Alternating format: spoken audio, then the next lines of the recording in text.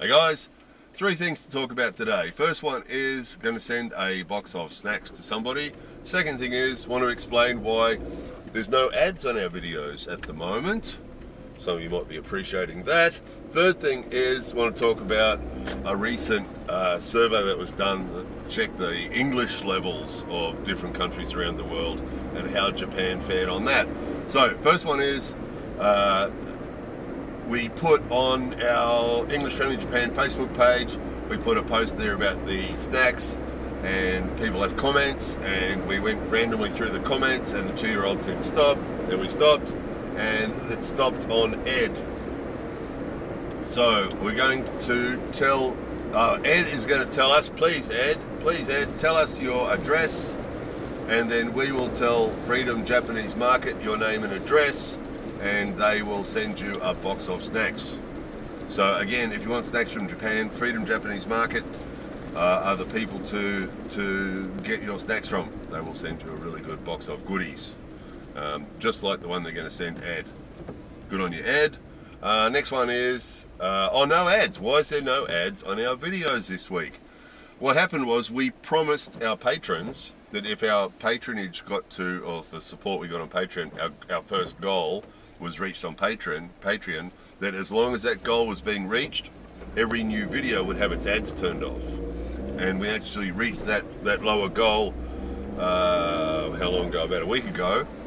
And since then, as true to our word, every video that we've posted since then has had the ads turned off.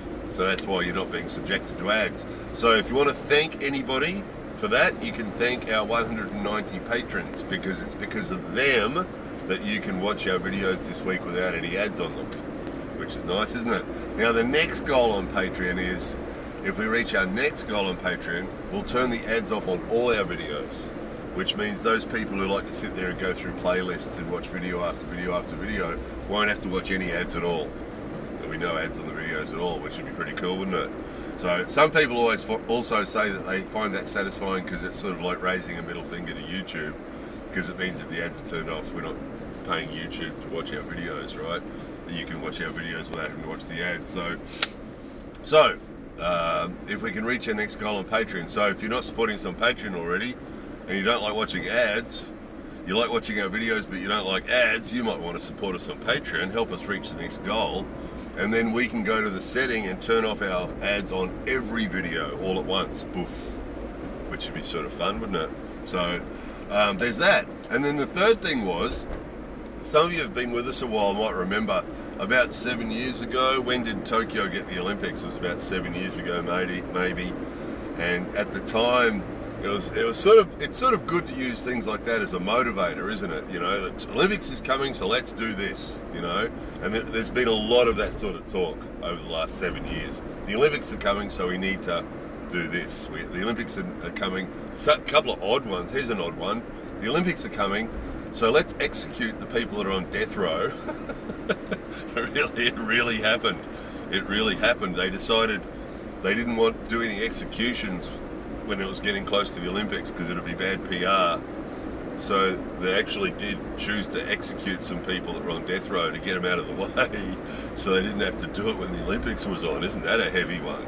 Sorry about that. That wasn't actually going to be talked about in this video. It just came to mind because it was one of the things that happened because of the Tokyo Olympics. Another one that we were supposed to talk about today was the English one. Around the time they got the Olympics, since then, the last 7 years, they've been saying the Olympics is coming, so we need to improve our English. We need to improve the English of everybody, and we need to lift our game with the speaking of English, you know, and our signage and all our English. Basically, make Japan more English friendly is what they're sort of saying. And they started saying that about 7 years ago, and about the time they started saying it, about 7 years ago, we talked about it in a video.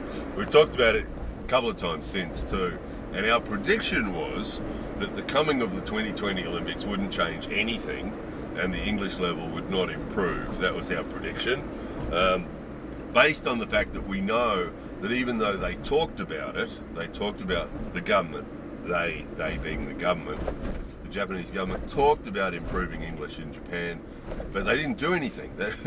They made a couple. They did a couple of things. One thing was that they said that anybody in Japan who's going to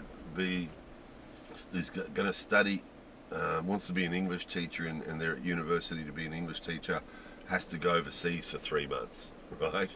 Something like that. There was one thing. Whether they actually brought that in, can't remember if they actually brought that in, but they were talking about that. The other one was everybody who goes to university has to do an English proficiency test before they go to university. And because we talked about these a long time ago and said that, you know, obviously giving people an English proficiency test won't improve their English, right? All that's going to do is show us how low their English proficiency is. It's not going to actually improve their English at all.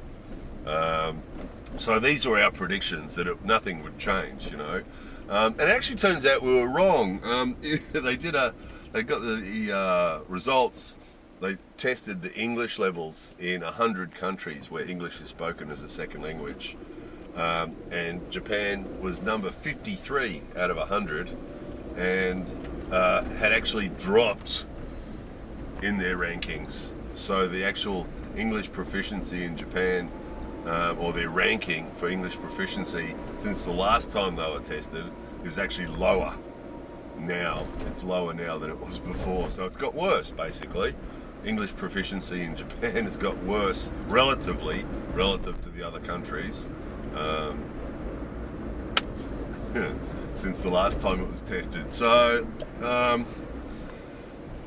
it's not the students, you know, it's not the kids and it's not the adults, it's not the people who learn English here, it's not their problem, it's the system, as we've talked about many times before. It's the way English is taught, it's the way English is seen. It's seen as sort of an entertainment or a sort of or it's taught in the schools and places. It's taught like something that you memorize. It's not taught as a communication thing. It's not taught as a language.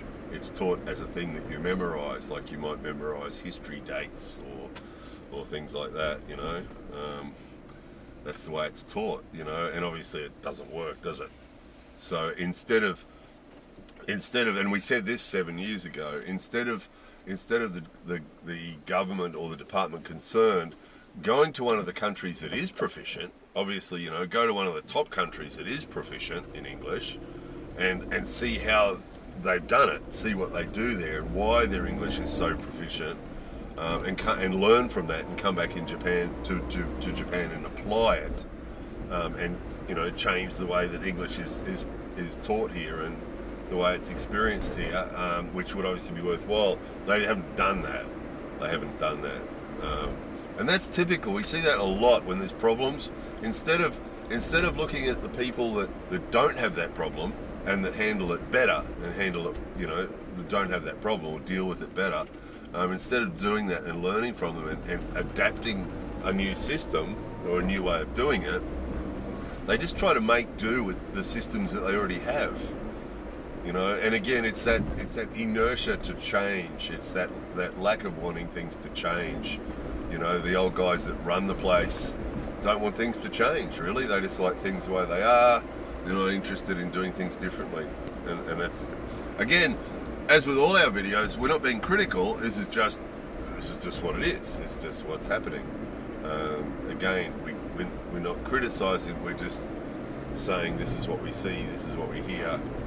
This is what's happening, you know. In the same way 7 years ago when we predicted the English levels wouldn't improve just because the Olympics were coming, you know, 7 years later, you know, we weren't being critical, we were just stating something that seemed obvious, and as it turns out, it was true. So anyway, it's all good.